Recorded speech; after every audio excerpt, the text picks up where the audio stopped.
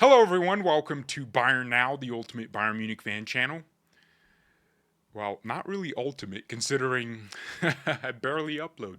But here we go. We have a video.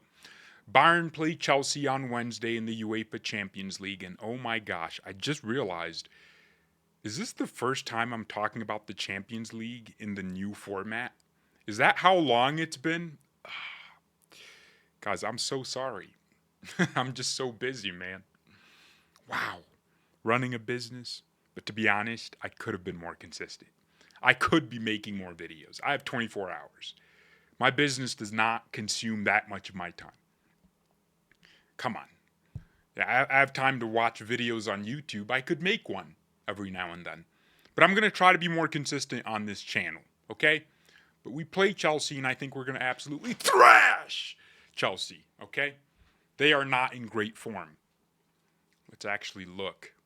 Oh, they're fifth in the Prem? Okay, I swore I thought they were losing a bunch. No, that's Manchester United. I just conflated the two. No, never mind. The London Blues are doing better than the Manchester Reds. Chelsea are undefeated, actually, in their league, just like we are. Liverpool are just on a roll, man. When are these guys going to lose? 4 wins in 4 games.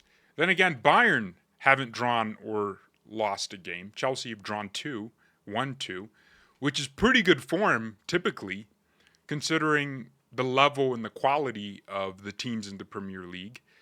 But it's okay. I think Bayern are still going to thrash them. Well, we're not going to thrash them. Okay, it's going to be a close game. I think Chelsea have a lot of new players. Actually, they always have a lot of new players. And now they have 74 charges, man. They got a lot of charges. More charges than Diddy. They're just slapping them with charges like an iPhone after a few years. You're going to need to charge that mother sucker every 5 minutes because Apple's draining that battery to get you to buy the new one. Have you not figured it out? Corporate scum. Anyways, Cole Palmer, dude, I have never talked about that guy on a video. Love him. I like that kind of player. That's my cup of tea, just very composed. I watched him against PSG and I was just like, wow, this guy knows what he's doing on the pitch. So I think he's going to be available for the game. Liam Delap, who is their starting striker, is out injured. So that kind of sucks. Or is he going to be back? I don't know. I know they wanted Nicholas Jackson to come back to Chelsea just because of that injury, so it must have been a pretty lengthy one. And I guess Jackson gets to play against his former club for 5 minutes when we bring him on in the 85th minute. By the way, I thought it was pretty disrespectful what Uli Hoeneß did, where he said Jackson would never reach the 40 starts necessary to trigger the mandatory option, or it wouldn't be an option if it's mandatory, the buy thing, the buy clause, to buy him permanently. I thought it was disrespectful, even though we know he would never start 40 games. You just shouldn't say that as the honorary president of Bayern. And people still think he's the president of the club because he acts like he's still the president of the club, but he's an honorary president. Basically meaning he's supposed to be retired, okay? Dealing with grandbabies or great grandchildren. I mean, this man's nephew is coaching a top team in the Bundesliga. I mean, that's how old he is. So I don't know why he's still talking, I think Sebastian Hoeneß is his nephew, right? Or is it his son? Oh, crap. No, it's his nephew. Oh, yeah, I was right. Okay, good. Good. I mean, Estevio, I think that's someone we've talked about on this channel years back when he was still like 16 at Palmeiras. I was like, yo, that's a player for the future. And I guess I don't know, he might be the new big star. They're saying he's left-footed Neymar. I don't know. I haven't watched that much Chelsea.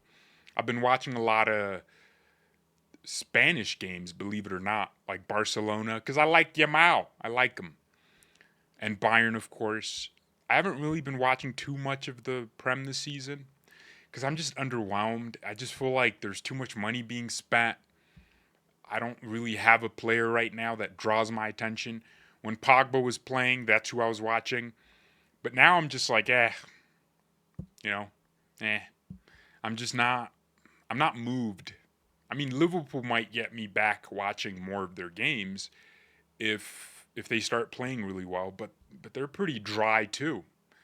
They never win games by 6 or 7 like City used to do. They always have like a threshold, and when they hit it, they're done. They take their foot off the gas. But anyways, I think in this game, the only thing Chelsea might have they certainly have an advantage in this is their midfield. Casado is literally one of the best players in the world. Well, sorry, that's an over exaggeration. He's one of the best midfielders in the world. I wouldn't put him in the Pedri category because they don't play the same.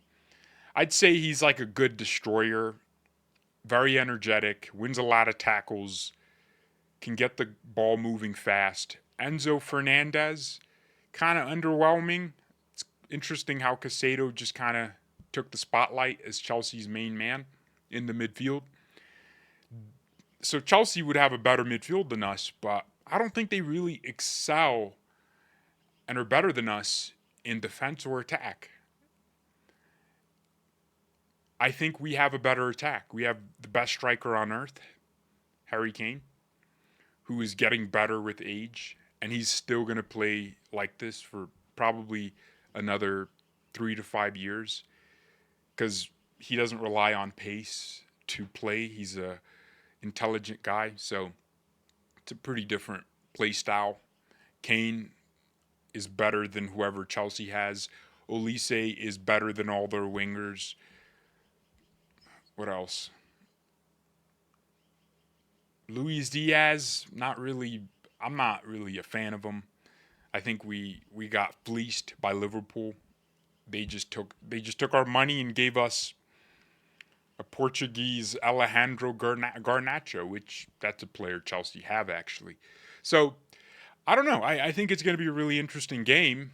I think it's an important game for both teams. Chelsea winning against Bayern away would give them a boost of confidence to believe in themselves and believe in Maresca's plan.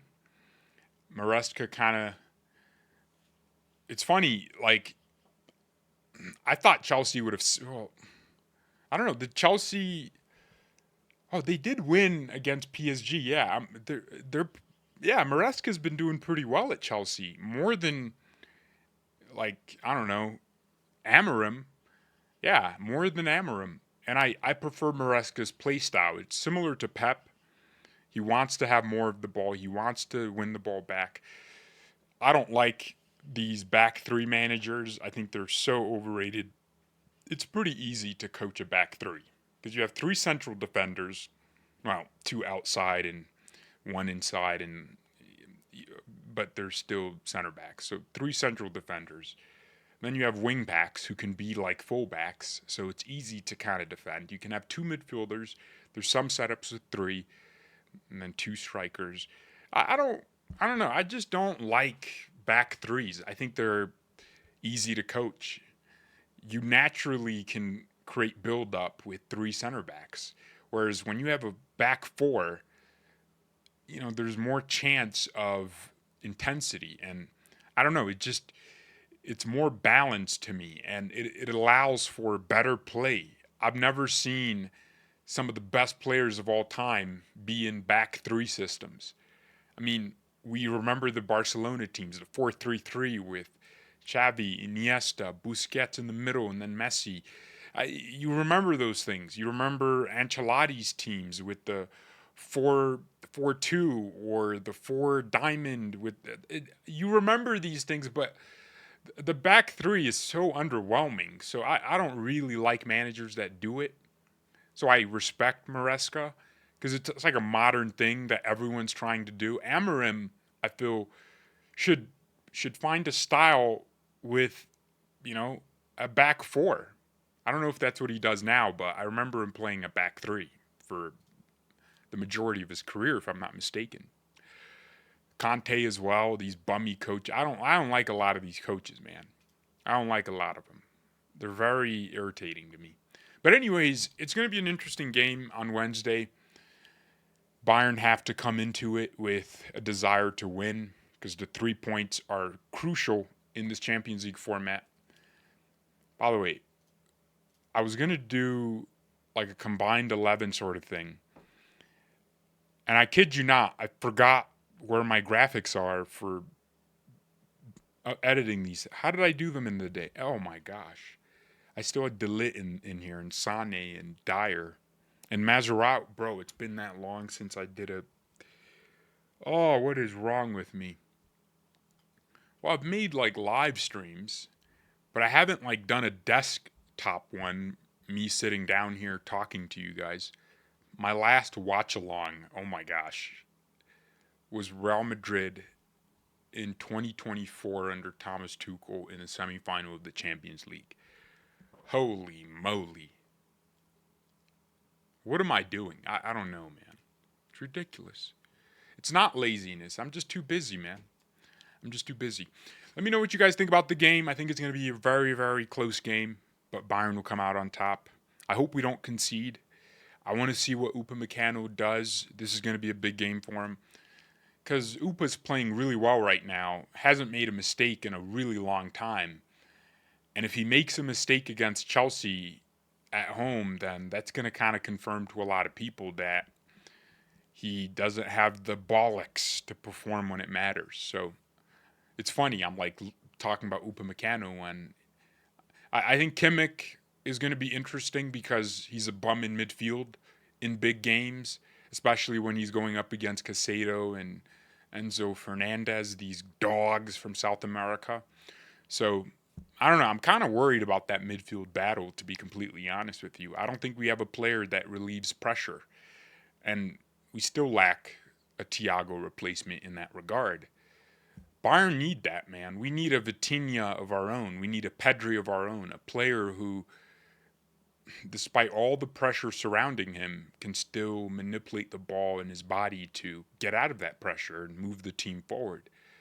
We don't have that player right now, and I'm concerned that if Chelsea are to come and upset us in our own stadium, it would be through winning the midfield battle by staggering margin. So even though Kimmich sucks at defending space and moving the ball quickly when we need him to in big games like this and staying cool under pressure and not making back passes all the time, I still hope that he performs very well in this game because our midfield is going to have to pull out a great performance. You can have a great attack and a great defense, but if you have no midfield, you know, it's like a female, you know. You can have a great chest like Manchester City and Manchester United up there, and then a back line of Virgil van Dijk. But if she has balls in the middle of her legs, in between her legs, that's not a woman. Exactly. If you don't have a midfield, your midfield is the center. It's what makes you a woman. Okay? The whole is what makes you, the whole of the midfield. What am I doing? All right. Well, thank you everyone so much for watching. Mia, and peace. I'll try to upload more.